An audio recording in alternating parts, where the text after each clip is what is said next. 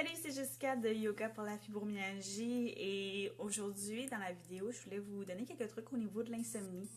Donc, dans mes classes, cette semaine et la semaine passée, le manque de sommeil pardon, et la fatigue, c'est vraiment quelque chose qui est revenu couramment. Les gens se sentent fatigués et les troubles d'insomnie ou juste de mauvais sommeil, d'avoir de la difficulté à s'endormir, font de plus en plus surface.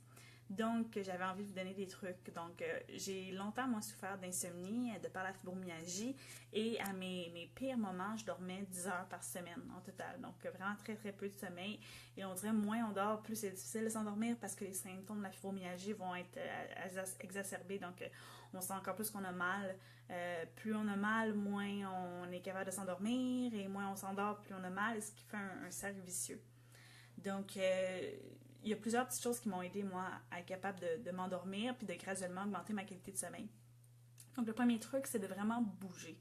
Et de bouger puis essayer de dépenser de l'énergie. Il y a deux types de fatigue. Il y a la fatigue physique puis la fatigue mentale. Puis de par notre mode de vie en général, puis encore plus si vous avez des douleurs chroniques puis vous limitez vos mouvements, à la fin de la journée, vous allez vous sentir fatigué mentalement, mais physiquement, on n'est pas fatigué parce qu'on n'a pas dépensé l'énergie que le corps a comme accumulée pour pouvoir faire des tâches. Pensez que dans le temps, on faisait beaucoup de tâches, que ce soit à la ferme, qu'on était en nomade ou peu importe ce qu'on faisait. Et là, c'est récent maintenant d'être assis derrière un ordinateur ou c'est récent de quand on est malade de rester couché parce qu'avant, même si tu étais malade, tu devais faire des choses pour survivre et rester en vie. Donc, le corps, même si on est malade, a une énergie à dépenser. Donc, ce qui peut vous aider, c'est de prendre des marches.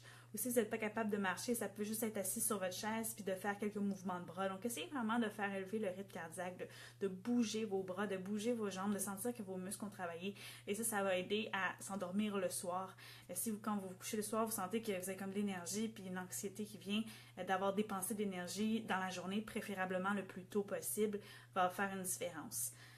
Si vous vous entraînez beaucoup puis vous avez la misère à vous endormir, ça se peut que vous vous entraînez trop tard par contre. Donc, on ne veut pas bouger intensément juste avant de se coucher parce que l'exercice, c'est stressant, c'est un bon stress, mais ça va stresser notre organisme et ça va nous tenir réveillés. Donc, pensez à des marches le matin. Si le matin c'est difficile, en après-midi, en début d'après-midi, vers 1h, vers 2h, ça devrait être correct pour que vous vous endormiez après. Donc, le yoga, c'est un bon exercice à faire. La marche, de la danse, faire un ménage, un bon ménage, laver vos vitres, par exemple, vous faites sûr que là, vous allez fatiguer le soir. Donc, bouger, c'est la première chose. Puis je sais que quand on a mal, on a tendance à ne pas vouloir bouger, mais là, ça va renforcer le cercle vicieux. Donc, même si vous avez mal, bouger, ce qui va vous permettre de dormir un peu mieux, ce qui va faire que le lendemain, vous allez avoir un petit peu moins mal et on va pouvoir bouger plus. Donc, on veut être conscient de ça et de savoir que c'est ça. De bouger va faire une différence sur votre sommeil. Deuxième chose qui est importante, c'est de ne pas se stresser si on ne dort pas et que les trucs ne fonctionnent pas et qu'on sent qu'on va encore faire une nuit d'insomnie. Dans mes trucs d'insomnie, moi je me souviens, je regardais mon cadran, puis il était 1h du matin, puis 2h du matin, puis 3h du matin, puis plus je voyais l'heure avancer, plus je paniquais que j'allais donc être fatiguée le lendemain, puis qu'encore une fois j'allais avoir de la misère à fonctionner, que j'allais avoir mal au cœur toute la journée à cause du manque de sommeil.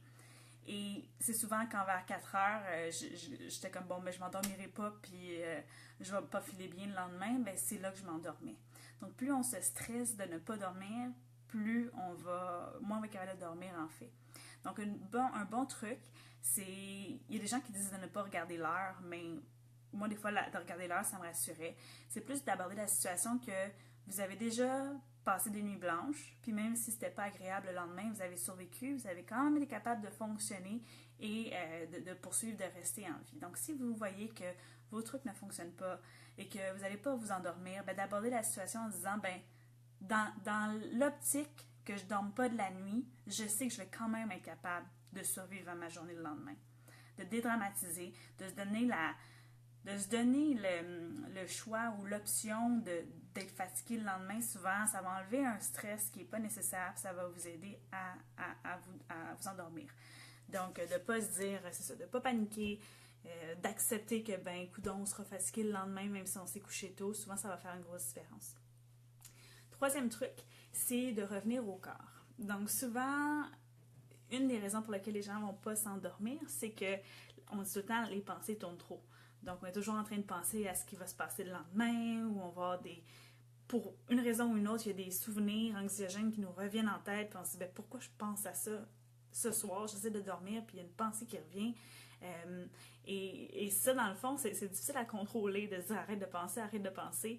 Donc, la méditation puis les exercices de respiration, mais de pleine conscience, où on revient au corps, c'est des bonnes options pour vous aider à ne vous arrêter de penser puis revenir au moment présent. Puis souvent, de revenir au moment présent, ça va vraiment faciliter le sommeil, vu qu'au lieu d'être vers le stress, donc tout ce qui est les pensées stressantes, bien, ça va vous permettre de revenir au moment présent. Et au moment présent, bien, vous êtes dans votre lit confortable à essayer de vous endormir. Donc, ça devrait faciliter le sommeil. Donc, des bons exercices pour revenir au corps puis faciliter le sommeil, c'est par exemple la méditation des 5 sens, méditation d'orientation, qui est une méditation que je vous ai déjà présentée sur la page Facebook et qui est aussi sur le blog. Et cette méditation-là, dans le fond, c'est revenir aux 5 sens. Donc, de sentir autour de soi, de regarder, de sentir les coussins, les couvertes sur nous, notre oreiller sous notre tête, d'écouter autour de nous dans notre chambre, ou si vous êtes en appartement, par exemple, que vous pouvez entendre la rue. Donc, de vraiment utiliser vos sens pour dire à votre système, tu vois, en ce moment, tu es dans ton lit. Tu n'as pas à penser à ce qui s'en vient demain. Tu n'es pas encore là. En ce moment, tu as essayé de dormir. Puis d'utiliser les 5 sens, ça va aider. Vous pouvez en fait aller voir sur le blog sur yogafibromyalgie.com. Dans les blogs, vous allez voir méditation d'orientation. Je pense que le blog, c'est pour l'anxiété. Donc, vous allez voir cette méditation-là qui est là si ça vous intéresse. Un autre type de méditation qui peut être bien, c'est le scan corporel. Donc, le scan corporel, c'est vraiment juste de ressentir notre corps tel qu'il est. C'est pas d'essayer de le détendre. Donc, souvent, les gens pensent qu'un scan corporel, c'est par exemple, je ressens mon épaule, puis si c'est tendu, je vais essayer de relaxer. Puis là, on essaie de relaxer notre épaule, puis ça fonctionne pas. C'est juste de ressentir. Si c'est tendu, c'est tendu. Puis si c'est pas tendu, ben c'est pas tendu. Donc, juste d'observer là où on est. Donc, ressentir les bras, les épaules, le cou, votre tête, toutes les parties du corps. Et vous n'avez pas besoin de ressentir longtemps. C'est juste on fait comme un check-up. On ressent notre corps rapidement, nos jambes, nos bras. Et ça aussi, ça va aider à relaxer. Et dernière chose qui va aider, c'est de compter nos respirations. Donc, le truc de compter les moutons, si on l'applique aux respirations, bien, ça fonctionne pour vrai. Donc, de rester avec la respiration puis de la ressentir. Donc, quand vous inspirez, on veut vraiment sentir l'air qui rentre par le nez, qui vient gonfler vos poumons, qui vient gonfler votre ventre. Puis quand on expire, on sent l'air qui ressort, puis vous comptez 1 respiration.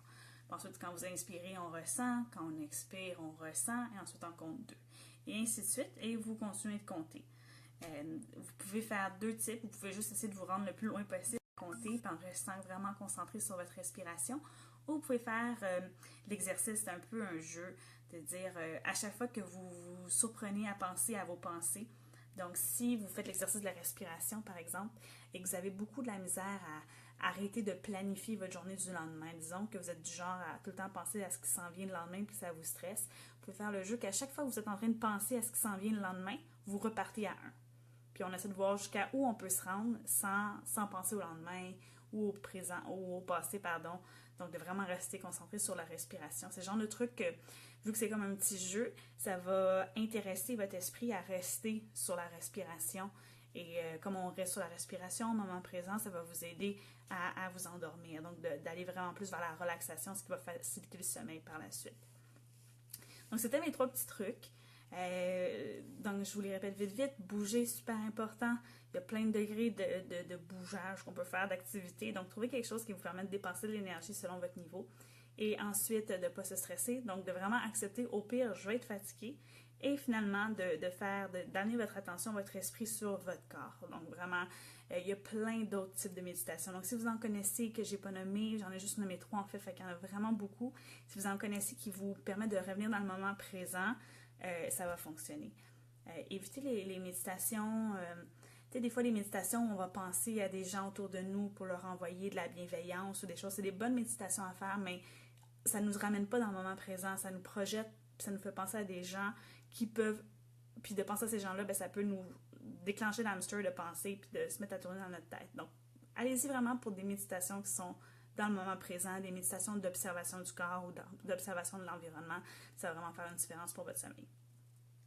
Donc, je vous invite à essayer ces 3 trucs-là. Si vous en connaissez d'autres, je déparle. Si vous en connaissez d'autres, partagez-les dans les commentaires. Donc, j'ai nommé quelques trucs. Si vous en avez plein, shootez qu'est-ce qui fonctionne pour vous, partagez-le avec les autres, comme ça on va pouvoir se faire une grosse banque de trucs. Et quand Laurence va écrire le blog, ben les trucs qui reviennent le plus souvent ou que les gens ont beaucoup liké, on va même peut-être pouvoir les inclure dans le blog, comme ça les gens vont avoir plein de trucs pour pouvoir combattre l'insomnie puis faciliter le sommeil. Et si vous connaissez quelqu'un qui a de la misère à s'endormir, ben, puis que vous trouvez ça intéressant, ce que je viens de vous dire, ben, partagez à cette personne. Si la personne peut dormir un peu plus, ça va me faire plaisir d'avoir pu aider. Et si vous avez des questions, comme toujours, vous pouvez écrire un commentaire, puis ça me fait plaisir de vous répondre. Je vous souhaite une super belle semaine. On est juste mardi, donc oui, une super belle semaine. Et on se voit la semaine prochaine pour un autre Facebook Live. Bye bye!